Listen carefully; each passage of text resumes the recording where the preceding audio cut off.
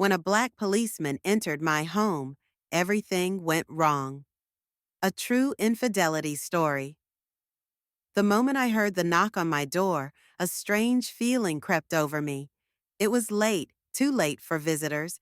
My husband had left for a work trip earlier that morning, and I was used to being alone. But something about this night felt different. The air was thick with an unease I couldn't quite place. When I peeked through the peephole, a uniformed officer stood on my doorstep, a black policeman, tall and composed, his expression unreadable. My breath caught in my throat. There had been reports of break-ins in the neighborhood recently, but I hadn't expected an officer to come knocking on my door this late. My fingers hesitated on the doorknob. Should I open it? Was I just being paranoid? "Good evening, ma'am," he said when I finally pulled the door open, his voice calm but carrying an intensity that made my stomach tighten. "Just making sure everything's all right. We've had some suspicious activity reported around here." I forced a small smile, nodding. "I appreciate that, officer. Everything seems fine." But even as I said it, a part of me didn't believe it. His gaze flickered behind me, scanning my living room with an interest that felt personal. "Your husband's away, isn't he?" he asked casually. The question sent a chill down my spine. I hadn't mentioned it. How did he know? I swallowed hard, trying to shake off the unease. "Yes, he's out of town for work." The officer nodded slowly, his lips curving into a small, unreadable smile. "Must get lonely," he said. At that moment, I realized this wasn't just a routine check. Something wasn't right, and I had just let it walk through my front door. I shifted uncomfortably, my fingers tightening around the edge of the door as the officer's gaze lingered on me a moment too long. Something about the way he stood there, too at ease, made my skin prickle. I told myself I was just overthinking. It was his job to ask questions, to be observant. But then why did it feel like he wasn't just looking around? He was studying me? "Would you like to step inside?" The words left my mouth before I had fully thought them through. I regretted them immediately. I should have kept the conversation short, thanked him, and closed the door. But now he was stepping forward, crossing the threshold into my home, and I had no choice but to follow. As he entered, his eyes flickered to a framed photo on the shelf, my wedding picture. My husband's arm was wrapped around me, both of us smiling, frozen in a moment that now felt distant. The officer tilted his head slightly, his expression unreadable. "Nice picture," he said, his voice smooth. "How long have you been married?" "3 years," I answered, forcing a smile, though my throat felt tight. He nodded, his fingers trailing lightly over the wooden surface of my coffee table, as if he belonged here. "3 years," he repeated, almost to himself. "That's a long time." I shifted my weight from one foot to the other. Something about his tone made the air feel heavier, as if there was more he wanted to say, but was holding back. "You must really trust your husband," he continued, looking at me now, "letting him travel so much, leaving you alone." My breath hitched slightly, and I forced a light laugh. "It's just work. He's always careful to check in." He smiled, but it wasn't comforting. It was slow, deliberate. "That's good," he murmured. "It's important to have someone who checks in on you." I swallowed, suddenly aware of how small the room felt, how every movement he made seemed just a little too calculated. I needed to end this conversation. "Well, I appreciate you stopping by, officer," I said, taking a small step toward the door, trying to make it clear that the visit was over. He didn't move right away. Instead, he studied me for a second longer, his eyes flickering to the window. Outside, the street was quiet, empty. Finally, he exhaled softly and took a step back. "Of course," he said, but there was something in his voice that told me this wasn't really over. "Stay safe." He turned toward the door, but just before stepping out, he glanced back one last time, his dark eyes meeting mine.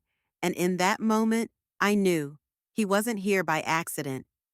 That night, I couldn't sleep. Every time I closed my eyes, I saw his face, the way he had looked at me, the way he had spoken as if he knew something I didn't. My husband Daniel had called earlier, his voice warm and reassuring, but even that didn't settle the unease creeping through me. I hadn't mentioned the officer's visit. Something told me not to. Maybe it was the way Daniel's trips had become more frequent lately, or how his calls, though regular, felt a little more distant each time. I turned onto my side, staring at the shadows stretching across the ceiling. Had the officer really just been doing his job, or was there something more to his visit? And if there was, what was it? The next morning, I tried to shake off the feeling. I made coffee, scrolled through my phone, and went about my day as if nothing had changed. But the moment I stepped outside to get the mail, my breath caught in my throat. Across the street, leaning casually against his car, was the officer. He wasn't in uniform this time, just a simple dark t-shirt and jeans. But there was no mistaking him. He was watching me. I forced myself to act normal, grabbing the mail and heading back inside. But my hands were shaking. Why was he here? Was he following me? Or was there something about my life that he already knew? I paced the living room, my mind racing. Daniel had never given me a reason to doubt him. Sure, things had changed between us a little, but that happened in marriage, didn't it? Still, the officer's words echoed in my mind. You must really trust your husband. I needed answers, but I wasn't sure where to start. And then, almost as if fate was pushing me forward, my phone buzzed. It was a text, not from Daniel, but from an unknown number. You don't know me, but we need to talk about your husband. I stared at the screen, my heart pounding. My fingers hovered over the keyboard, but before I could respond, another message came through. Meet me tonight. I'll tell you everything. I swallowed hard. I didn't know who this person was, but deep down, I knew I couldn't ignore it. And as I glanced out the window again, the officer was gone. I couldn't focus on anything for the rest of the day. My hands were cold, my thoughts tangled. Who was texting me? And what did they know about Daniel? A part of me wanted to ignore it, to pretend this was all in my head. But deep down, I knew I had to find out the truth. As the sun set, I sat in my car, gripping the wheel. The meeting spot was a small diner on the other side of town, the kind of place where no one paid attention to strangers. My heart pounded as I walked inside. The place was quiet, just a few people scattered in booths. And then I saw her, a woman, probably in her early 30s, with tired eyes and a nervous expression. She looked up as I approached, and I knew immediately she was the one who had texted me.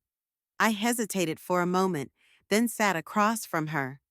You're Daniel's wife, she said softly, her voice laced with hesitation. My stomach twisted. Who are you? I asked, my voice barely above a whisper. She took a shaky breath. My name is Lisa, she said, and I think we're both being lied to. A chill ran through me. I wanted to deny it, to tell her she was wrong, but the way she looked at me, with sadness and certainty, made it impossible to ignore. Before I could say anything, the door to the diner opened, and my breath caught in my throat. The officer, the same one who had shown up at my house. His eyes locked onto me instantly, and for a second, I saw something in them. Determination, maybe even desperation. Lisa's face paled. He can't see me, she whispered urgently. I need to go. She grabbed her bag and rushed toward the back exit, but I was frozen in place. Why was the officer here? Had he been following me? And why did Lisa look terrified of him? He walked toward my table, his face unreadable. You shouldn't be here, he said, his voice low but firm. I swallowed hard, my pulse racing. Why not? He leaned in slightly, his eyes dark with something I couldn't quite place, because if you keep digging, you won't like what you find. A shiver ran down my spine. I knew in that moment that my life was about to change forever. I barely had time to process the officer's warning when the door to the diner slammed open again. My heart skipped a beat. This time, it wasn't the officer who walked in.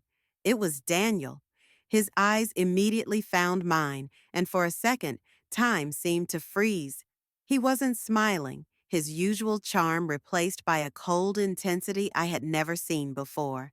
He looked different, more dangerous somehow. The way his gaze held mine made my blood run cold. "What's going on?" I whispered, but the words felt hollow, swallowed by the silence that had settled in the room. Daniel's eyes flicked to the officer, who hadn't moved, his posture still tense.